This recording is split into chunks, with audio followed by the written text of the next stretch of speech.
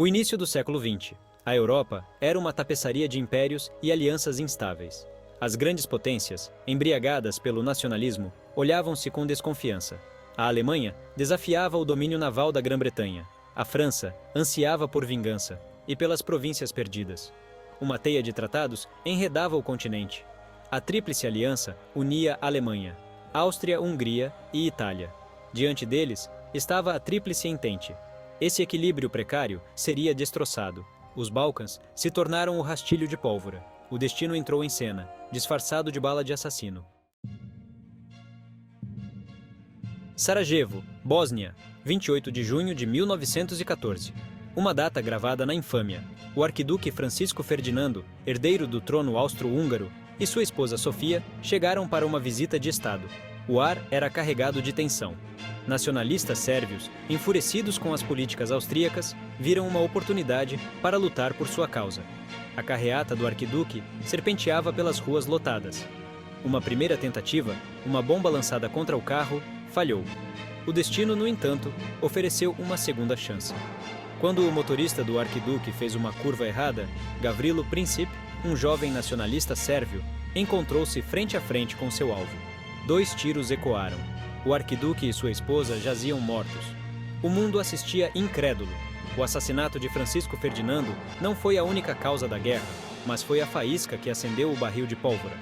A Áustria-Hungria, apoiada pela Alemanha, lançou um ultimato à Sérvia, exigindo satisfações.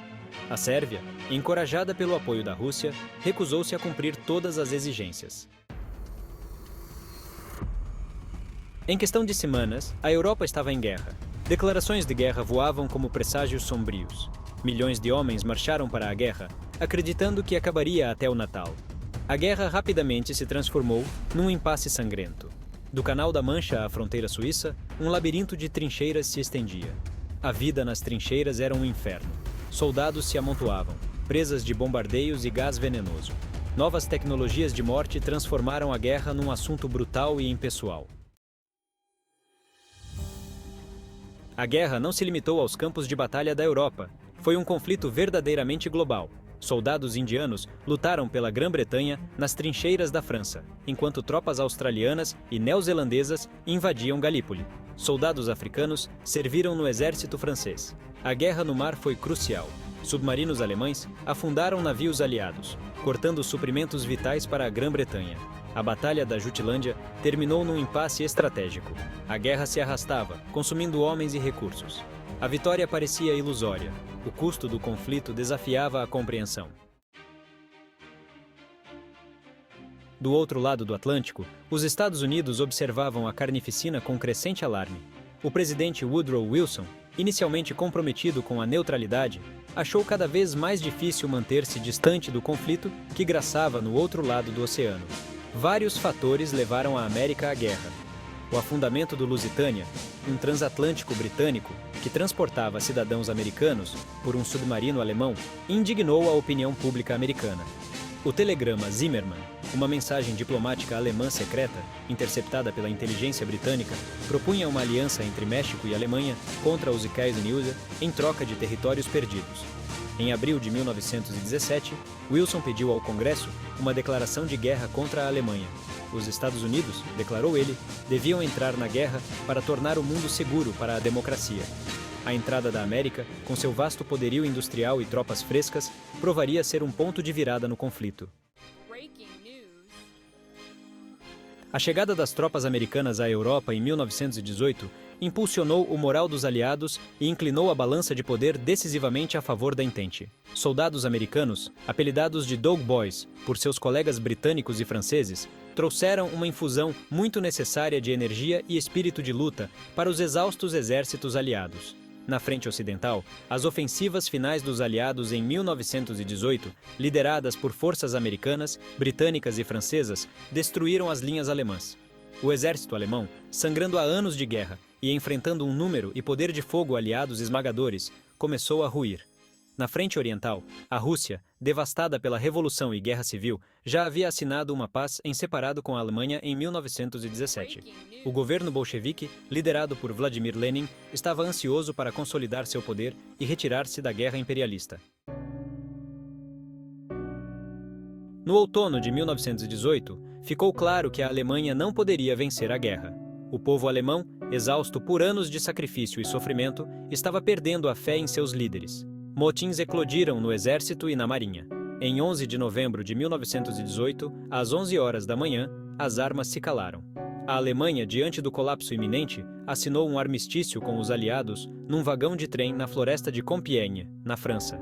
A Grande Guerra, a guerra para acabar com todas as guerras, havia terminado. O mundo emergiu do conflito como um lugar muito diferente. Impérios haviam caído, milhões jaziam mortos. A velha ordem havia desaparecido, varrida por uma maré de sangue e destruição.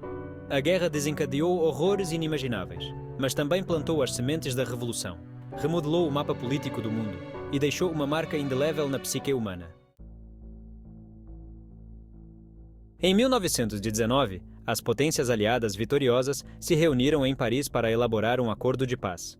O Tratado de Versalhes, assinado no Salão dos Espelhos do Palácio de Versalhes, tinha como objetivo garantir uma paz duradoura e punir a Alemanha por seu papel na guerra. O tratado, no entanto, mostrou-se profundamente falho. A Alemanha, responsabilizada por iniciar a guerra, foi forçada a aceitar a culpa pelo conflito e a pagar reparações pesadas aos aliados vitoriosos. O exército alemão foi drasticamente reduzido em tamanho e a Alemanha foi despojada de suas colônias e territórios. O Tratado de Versalhes, embora satisfizesse o desejo de vingança entre os vencedores, semeou as sementes do ressentimento e da instabilidade na Alemanha. Os termos severos do tratado, combinados com a devastação econômica da guerra, criaram um terreno fértil para que movimentos extremistas como o nazismo se enraizassem e florescessem. A Primeira Guerra Mundial deixou um legado duradouro no século XX. A guerra destruiu a ilusão de progresso e razão que caracterizara o século XIX. Os horrores da guerra de trincheiras, o uso de gás venenoso e a escala sem precedentes da matança deixaram uma cicatriz profunda na psique humana. A guerra também teve um profundo impacto nas artes. Escritores como Erich Maria Remarque, Wilfred Owen e Siegfried Sassoon capturaram a brutalidade e a futilidade da guerra em seus poemas e romances. Artistas como Otto Dix e George Grosz retrataram os horrores das trincheiras e o preço psicológico da guerra em suas obras cruas e perturbadoras. A guerra acelerou a mudança social e política. As mulheres, que haviam desempenhado um papel vital no esforço de guerra, conquistaram novos direitos e oportunidades. A guerra também acelerou o declínio dos antigos impérios europeus e contribuiu para a ascensão de novas ideologias, como o comunismo e o fascismo. A Primeira Guerra Mundial foi um cataclismo que remodelou o mundo. Foi um conflito que poucos quiseram, mas que engolfou o globo num turidão de violência e destruição. O legado da guerra continua a ressoar hoje, um lembrete severo da capacidade humana para o bem e para o mal. As lições da Primeira Guerra Mundial são tão relevantes hoje quanto eram há um século. Os perigos do nacionalismo, a importância da diplomacia, a necessidade de cooperação internacional, essas são lições que nunca devemos esquecer se quisermos evitar repetir os erros do passado. A Primeira Guerra Mundial permanece como um lembrete solene de que a paz é algo precioso e frágil, que deve ser constantemente nutrido e defendido. Se você gostou do vídeo, não esqueça de se inscrever e curtir. Assim você apoia o canal a fazer mais conteúdos.